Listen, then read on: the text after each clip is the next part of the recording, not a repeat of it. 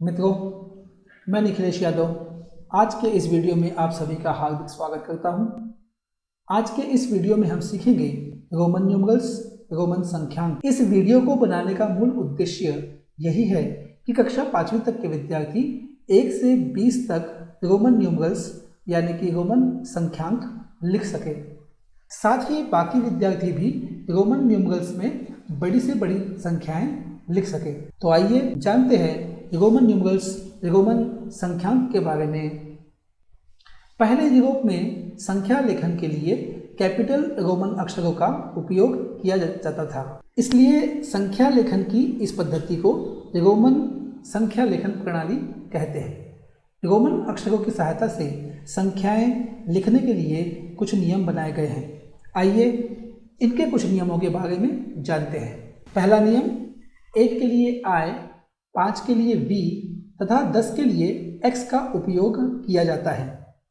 इनमें से I और X को एक के बाद एक करके केवल 3 बार तक लिख सकते हैं। इस प्रकार लिखने पर जो संख्या प्राप्त होती है वह उनके योगफल के बराबर होती है, जैसे कि I बराबर 1, I बराबर 2 तथा I बराबर 3। ठीक इसी प्रकार x बराबर 10, x बराबर 20 तथा x बराबर 30। दूसरा नियम, v को हम केवल एक बार ही लिख सकते हैं। v को एक साथ 2 बार नहीं लिख सकते, क्योंकि मान लीजिए हमने यदि v को 2 बार लिखा v तो उसका मान होना चाहिए 10, लेकिन 10 के लिए हम x का उपयोग करते हैं, इसलिए v को 2 बार या 3 बार उपयोग करने का कोई अर्थ ही नहीं रह जाता। नियम 3 है, I और v में से कोई भी चिन्ह बड़ी संख्या के चिन्ह के दाईं ओर लिखने पर उसका मान बड़ी संख्या के चिन्ह के मान में मिलाया जाता है। जैसे कि v के आगे हमने I लिखा तो v का मान 5 और I का मान 1, vi का मान हो जाएगा 6। v के बाद हमने 2 बार I लिखा तो इसका मान होगा 7। v के बाद हमने 3 बार I लिखा तो इसका मान होगा 8। ठीक इसी प्रकार से यदि हम x के आगे I लिखते हैं तो इसका मान होगा 11। x के बाद हम 2 बार I लिखते हैं तो इसका मान होगा 12 और x के बाद हम 3 बार I लिखते हैं तो इसका मान होगा 13।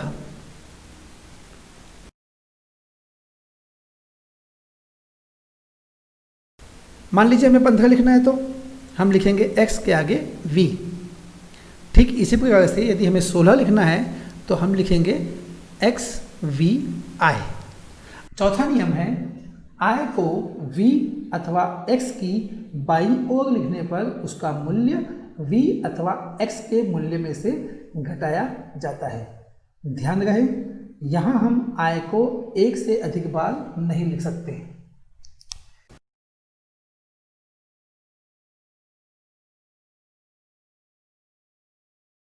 चलिए मैं अब आपको यहाँ 1 से 20 तक रोमन न्यूमरल्स, रोमन संख्यांक लिखकर दिखाता हूँ।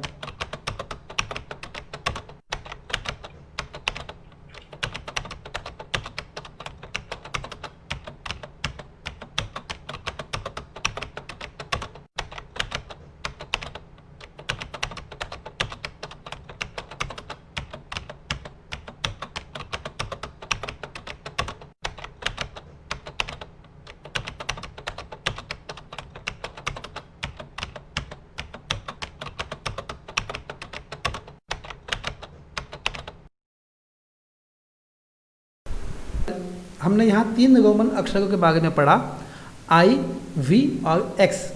इन 3 अक्षरों के माध्यम से हम 39 तक संख्याओं का लेखन कर सकते हैं, किंतु यदि हमें 40 लिखना होगा तो हम X को 4 बार नहीं लिखेंगे।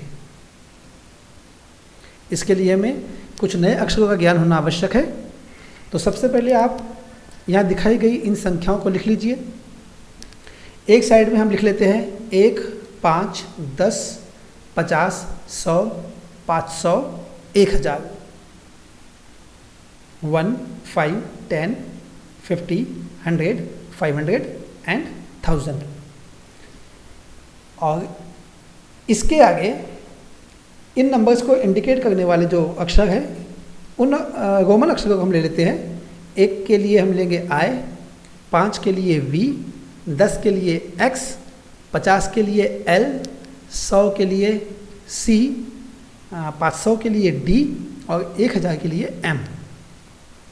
यदि आपको इसे याद करना है तो बहुत ही आसान है, आप इतना याद कर लीजिए 1, 5, 10, 50, 100, 500, 1000 और अक्षरों को इस क्रम से याद कर लीजिए I, V, X, L, C, D, M, I, V, X, L, C, D, M। इसे आप एक बार ध्यान से देख लेंगे, मन में बिठा लेंगे तो आपको हमेशा के लिए याद हो जाएगा। ठीक है, तो अब इन अक्षरों के माध्यम से आप काफ़ी बड़ी संख्याएं भी लिख सकते हैं। तो इस तरह से I, V, X, L, C, D, M इन अक्षरों का उपयोग करके हम 3999 तक की संख्याओं को आसानी से लिख सकते हैं। किंतु यदि हमें 4000 लिखना हो तो हमें फिर इसके आगे कुछ नए अक्षरों की आवश्यकता होती है। यदि हमें 5000 लिखना है तो हम V लिखेंगे और V के ऊपर हम एक बार दे देंगे। ठीक है, इस तरह से इसका मान होता है 5000। ऊपर जो बार दी हुई है इस बार का मान आप मान लीजिए होता है 1000। तो जिस अक्षर के ऊपर ये लगेंगी उसका मान हो जाएगा, उसके हिसाब से उसका मान हो जाएगा। जैसे कि हमने इसको V पे लगाया, V का मान है 5 और उसके ऊपर हमने बार लगाया तो 5 गुना 1000 इसका मान होगा 5000। 10,000 के लिए हम X के ऊपर बार लगा देंगे, 50,000 के लिए हम L के ऊपर बार लगा देंगे, 1 लाख के लिए हम C के ऊपर बार लगा देंगे, 5 लाख के लिए हम D के ऊपर बार लगा देंगे और 10 लाख के लिए हम M के ऊपर बार लगा देंगे। इस तरह से अब इन अक्षरों का उपयोग करते हुए आप काफ़ी बड़ी बड़ी संख्याएं भी यहाँ लिख सकते हैं। आपके लिए यहाँ कुछ होमवर्क दिया गया है, इसके जवाब आप कमेंट बॉक्स में लिखें। लेकिन दोस्तों, रोमन प्रणाली में संख्या लिखना और पढ़ना सहज नहीं है। इस प्रणाली में संख्या लिखकर उन्हें जोड़ने घटाने में भी बहुत कठिनाई होती है। इस प्रणाली में शून्य के लिए किसी भी चिन्ह का उपयोग नहीं किया जाता। स्थान के अनुसार अंकों का मान परिवर्तित नहीं होता। प्राचीन कालीन भारतीय गणितज्ञों ने संख्या लेखन के लिए दार्शनिक प्रणाली का उपयोग पहली बार प्रारंभ किया। उसके बाद पूरे विश्व में यही प्रणाली सरल एवं सहज प्रणाली के रूप में स्वीकार की गई। तो आज का यह लेसन आपको कैसा लगा, कमेंट करके अवश्य बताइए। अपने विद्यार्थी मित्रों को वीडियो शेयर कीजिए और हाँ, चैनल को सब्सक्राइब अवश्य करें।